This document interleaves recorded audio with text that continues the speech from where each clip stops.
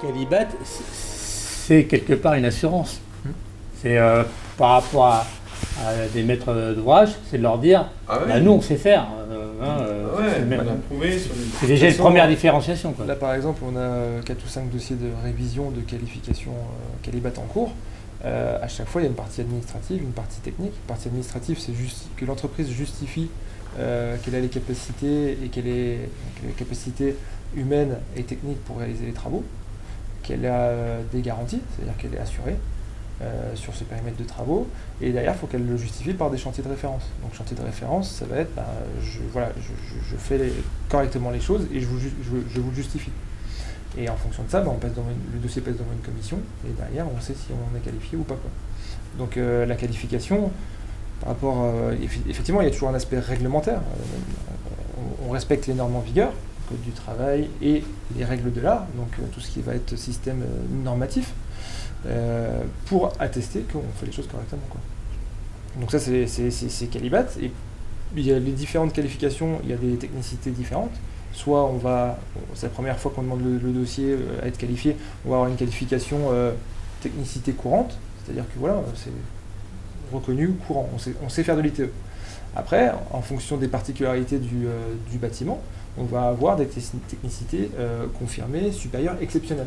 En fonction de la typologie du bâtiment, la hauteur, faire un immeuble, un IGH ou avec une complexité vraiment différente, on va être sur c'est des qualifications à différents niveaux, quoi.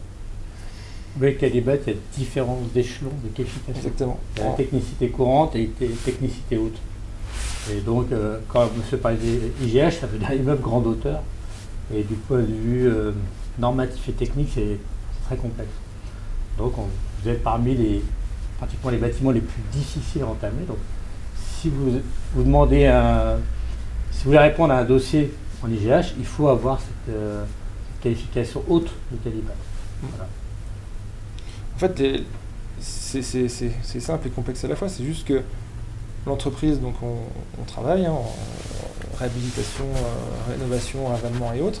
Et derrière, on vient attester par des organismes tiers comme quoi on travaille bien, quoi. Donc Qualibat, on pourrait très bien ne pas en avoir. Après, c'est un faire-valoir, hein, c'est un gage de qualité. Et surtout, en amont, déjà, pour avoir certains dossiers, sortir des affaires, ils demandent des garanties techniques, donc des Qualibat. Et on peut déjà perdre des points sur un dossier d'appel d'offres si on n'a pas ce genre de qualification. On pourrait même ne pas pouvoir répondre. Exactement. C'est des prérequis des fois. La plupart des bailleurs sociaux ou en marché même public, on est obligé d'avoir ces prérequis. C'est une obligation Qualibat. Donc ça nous fermerait des portes si on n'avait pas Qualibat. Voilà. Donc Qualibat, la nomenclature, elle fait 1000 pages. Tous les métiers du bâtiment, être au public, je ne sais pas, c'est pas mon domaine, mais tous les métiers du bâtiment ont des qualifications Qualibat. C'est-à-dire que c'est pas que réservé à nos métiers de ravaleur, de réhabilitation d'intérieur. On va avoir un Qualibat pour la pose de PVC au sol, on va avoir un Qualibat pour la pose de bardage, on va avoir un Qualibat pour du système d'étanchéité liquide. Et en plus de ça, il y a des technicités différentes. Donc, et avec différents niveaux de Qualibat. Vous pouvez avoir la technicité courante, par exemple pose de revêtement PVC dans les sols, et vous avez toute technicité confirmée. Voilà, on peut demander que le courant ou le confirmé. Voilà. Ça a évolué avec le temps. Ça évolue avec le temps, avec l'entreprise. Là, le 15, il va changer. Il va être plutôt sur du 12. Mais pourquoi ? C'est pas parce qu'on en a plein qu'on est les meilleurs et qu'on travaille mieux. On est 12 parce qu'on restreint notre champ d'action et on augmente la technicité. C'est-à-dire, il y avait des qualifications qu'on a aujourd'hui. Les travaux, on en fait de moins en moins. Par exemple, à l'intérieur, les travaux, on a choisi de plus en faire, ou le temps fait qu'on ne le fait plus. Et du coup, cette qualification, on a demandé à nous l'enlever. Parce que ça coûte de l'argent, un dossier Qualibat et autres. C'est pas anodin. Donc ça, c'est la partie qualification de métier. Et après, on va avoir une partie certification. Donc là, c'est pareil. Vous avez la réglementation. Et après, il y a une démarche volontaire de l'entreprise de faire certifier ses pratiques. Donc là, vous allez avoir un système de management à mettre en place, que ce soit qualité, sécurité, environnement. Il en existe d'autres. Nous, SPEBI, ça fait 18 ans maintenant qu'on est certifié ISO 9001, donc qualité. Et ça fait plus de 10 ans qu'on est triple certifié, qualité, sécurité, environnement. Donc là, on a voulu, c'est vraiment c'est une démarche volontaire de l'entreprise. Alors, au-delà de ce qui est demandé par réglementation, c'est-à-dire que c'est un gage de qualité supérieure. Là, on est vraiment, on n'est pas, toutes les entreprises ne sont pas certifiées comme ça, surtout dans notre métier. Donc, alors que Qualibat, la plupart des entreprises l'ont, surtout à notre taille, enfin, les ont toutes. Hein. Comme le RGE il y a 3 ans, c'était tout nouveau. Aujourd'hui, le reconnu garant de l'environnement, le moindre artisan là doit l'être. Doit l'être aujourd'hui. Et ça va encore changer. Ça n'a plus trop de sens en fait. Et ça va changer puisque en fait c'est un contexte réglementaire, il évolue, et donc du coup cette qualification RGE elle est apparue et je pense qu'elle va disparaître dans quelques années puisque RGE c'était pour des